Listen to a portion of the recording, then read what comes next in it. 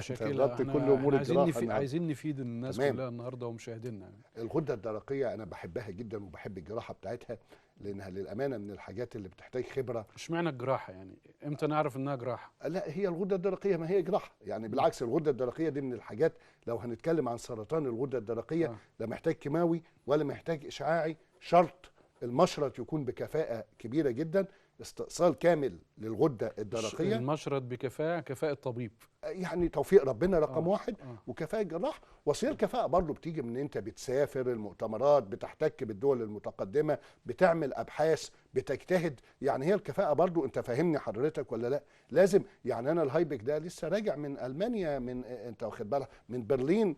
انت بتروح لان الدول دي بتتقدم، احنا بنروح علشان نشوف التقدم بتاع الدول دي. فاحنا دلوقتي بنقدر نستأصل الغده الدرقيه بالكامل، ونحافظ على اعصاب الصوت والبلع والغدد الجردرقيه. المريض او المريضه ترجع صوتها كويس قوي. ولينا مرضى من كل الدول العربيه وكل الدول الافريقيه عملنا لهم عمليات للغده الدرقيه.